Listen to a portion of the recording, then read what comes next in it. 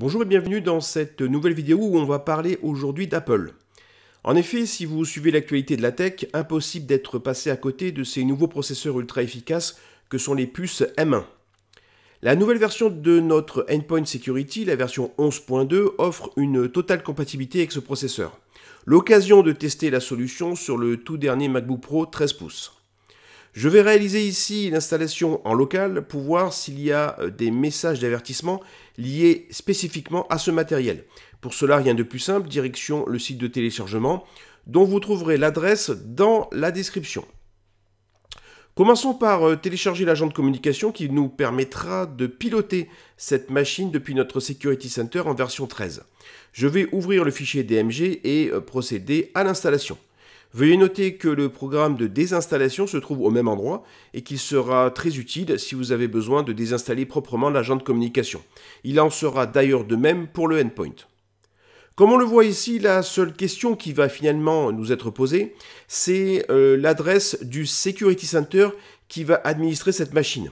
Pour rappel, vous pouvez mettre ici une adresse IP locale ou publique ou encore une adresse DNS.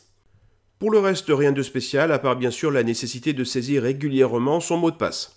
On sent bien ici le renforcement de la sécurité sur les derniers systèmes d'exploitation depuis macOS 11. Je vais ensuite faire la même chose, mais cette fois avec le endpoint. Même principe ici, on va valider tous les messages liés à la sécurité, et je vais par contre choisir une installation personnalisée pour vous montrer les différents composants.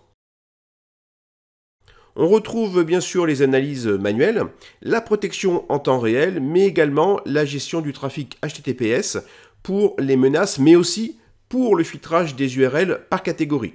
On notera ensuite la possibilité d'activer la protection contre les menaces réseau et enfin bien sûr le connecteur avec l'agent de communication et avec le Security Center. J'accepte ensuite les différentes déclarations et je ressaisis mon mot de passe si besoin. Voilà, je vais accélérer un petit peu sur cette phase-là pour voir ce qu'on nous dit à la fin. Sur cet écran, je vais bien évidemment cliquer sur « Activer plus tard » puisque je vais récupérer ma licence depuis le Security Center dans quelques instants. On remarquera ici quelques originalités liées à la politique de sécurité renforcée d'Apple. Avec le durcissement du noyau, il faut maintenant confirmer systématiquement les extensions, comme ici la possibilité de surveiller la gestion des fichiers en temps réel, comme le font tous les antivirus. C'est ce que je vais faire ici, après m'être une énième fois authentifié. Ensuite, je vais faire la même manipulation, mais pour l'accès complet au disque dur qui sera nécessaire pour les analyses complètes.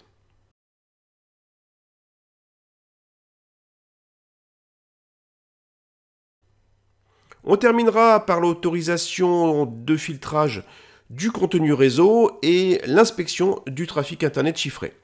L'installation est enfin terminée.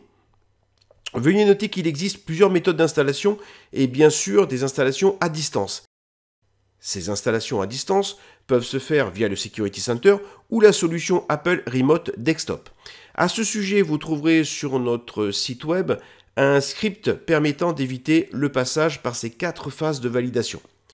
Voilà, comme vous avez pu le voir, l'écran rouge a disparu puisque nous avons récupéré la licence commerciale via le Security Center.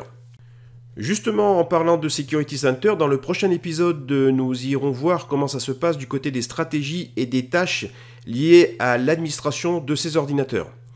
Merci d'avoir pris le temps de regarder cette vidéo, n'hésitez pas à la partager avec vos collaborateurs, à la liker et à poser vos questions dans les commentaires. À bientôt!